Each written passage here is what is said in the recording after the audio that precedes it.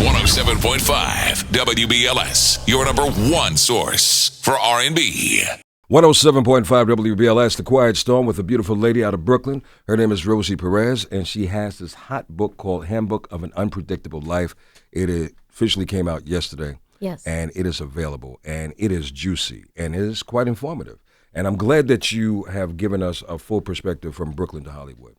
Because, a lot of us want to know certain things. Yeah. And you were so kind to reveal, obviously, a lot of people are talking about this J-Lo situation, which I want to get into.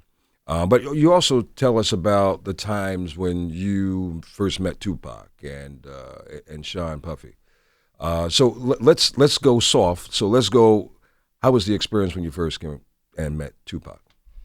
We were kindred spirits. I understood that he was a dented can, and he understood that I was as well.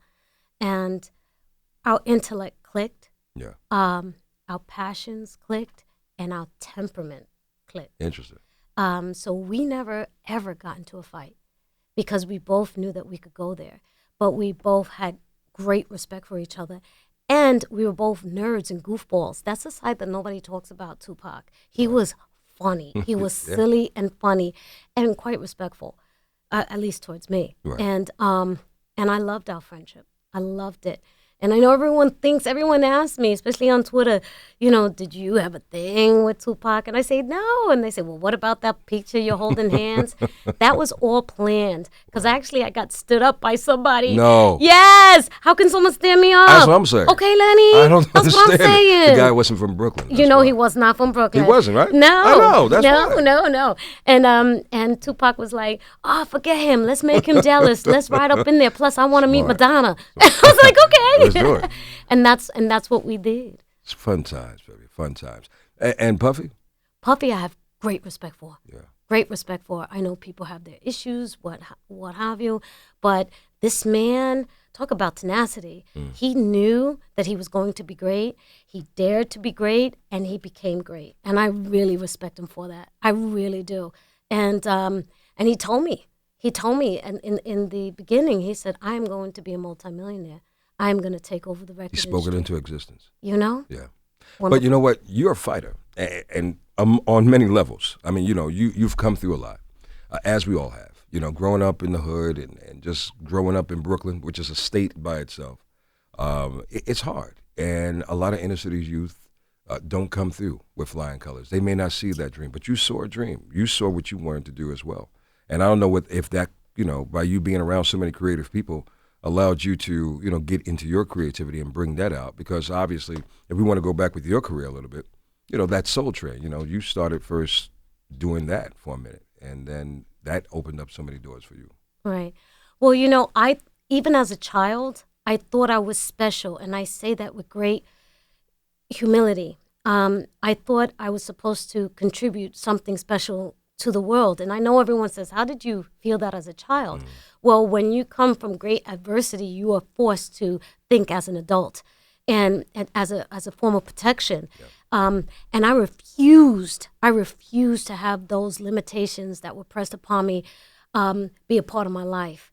I refused. And I refused to allow the abuse to keep me down. I had such a crazy spirit, even to the point of being annoying. Right. I refuse to be. You're going to deny me? I don't think so. And so that just carried over. And when I was in the home, the nuns also had great work ethics and structure. And my aunt, who finished raising me, she went to work every day except Sunday. She worked 3 jobs a day. She worked in those terrible factories in Bushwick that now all the hipsters live in. And I saw that. And when you see your parent, because she was my true mother, go to work every day, it becomes ingrained in your soul, and that's what you do. Yeah, you see their grind, you see their determination as well. Yes, yeah. And you definitely have that seed in you, for sure. I know you've seen her dance, and I know you've seen her on the silver screen, but now she has definitely put thought to pen and pen to book, and came up with this wonderful book called Handbook of Unpredictable Life. And it is a very unpredictable life, as life is. But you are a survival of the fittest. And when did you have such an appreciation for boxing?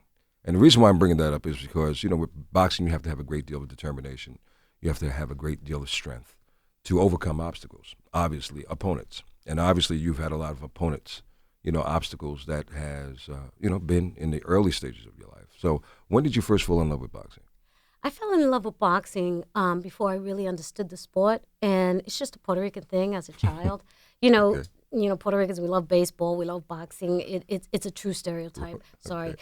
and for most of us, for the rest of all the Boricuas out there. But as I got older, I started to understand the sport. I started to understand what they call the sweet science, the skill of it. It is the basis of boxing is to hit and not get hit. And if you do get hit, you have to demonstrate great composure and power resistance. That was my whole life. Yeah. That was my whole life. Floyd Mayweather, I love Floyd Mayweather. He said one thing on one of his short documentaries leading up to a fight. He says, you know why I know I'm going to win? Belief, baby. Wow. I believe I'm going to win, belief. And that's what I had too.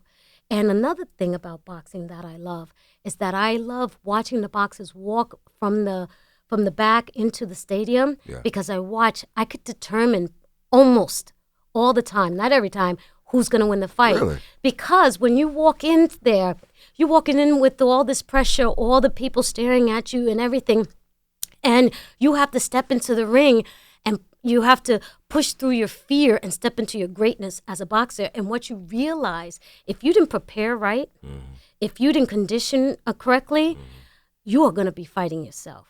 Wow. That's going to be your true opponent. And that's what I had to learn in life. Those were my hard lessons. You know what I mean? And sometimes I didn't handle situations correctly. And it really wasn't me fighting with the other person. It was me fighting myself. And so when I see that fear or I see that lack of preparation in a box, I go, he's going to lose. He's going to lose the fight. Or when they walk in and they face each other, right there and then, it's like, who has the best character? Yeah. That's the person that's going to win the fight. Can you look at confidence in a boxer's face and kind of also determine? Yes. The type of fights that I enjoy the most is when you cannot figure them out. When they are so prepared and have their game face on, you can't figure it. When they stand toe to toe and they have that stare off when they're touching gloves, and your heart just pounds. You're like, oh my God, who's gonna win? I love it. It's exhilarating. And the skill of moving away from a punch. People underestimate that. They just want to see a slug a fight. But I really love watching that skill set. You study? Have you ever decided to get into the ring and try it out? Yes, and I didn't like getting punched, so I gave it up. I don't blame you for that at all. Yeah, I studied martial arts for years in another form of fighting. I remember the first time I actually fought with somebody. This girl kicked my butt, and I cried like a B.I.T., and I was like, okay, I'll just go back to the forums and practicing my styles, But, when you get hit as a kid, why would you want to get hit as an adult? Me. You don't. For me too. And man. I didn't like it. Yeah. One of the most talked about things that everyone is talking about is the J-Lo, Jennifer Lopez situation in you. Obviously, you met Jennifer Lopez when, and I guess an open call for In Living Color. Yes. Take us down that lane for a minute. Before I say that, I want to say this. There are a lot of people that I talk about in the book. Right. There are a lot of people that I had grievances with, altercations with, and the reason why I mentioned them in the book, because also with Jamie Foxx, I didn't handle myself correctly. Sometimes with Keenan, sometimes with Woody, with Spike Lee, with Don Cornelius. And what I had to learn was that I had to take inventory and take responsibility. Whether I was right or wrong in the situation, it did not matter. What mattered was my emotional response in an adult manner. Interesting. And that's why I wrote about those things in the book. And those issues, those incidents, I should say, happened 20 years ago or, 15, 20, 25 years ago. I've been in the business over 25 years. Yeah. So it wasn't current as the tabloids tried to portray. And it's funny that they did that because in the book I said The only reason why, or if this fight is continuing, is mean, malicious people who get off on seeing other people hurt. And I said, we have both moved on from this and let it go. And, and it's a beautiful thing. And I don't want to give it away what happened in the book, but, I do want to say, I think it was despicable to pit two Latinas against each other in the press for sport, to sell newspapers, because that wasn't my intention whatsoever. I have great respect for all she has accomplished. She's a wonderful person in regards to what she contributes to pop music and all of that.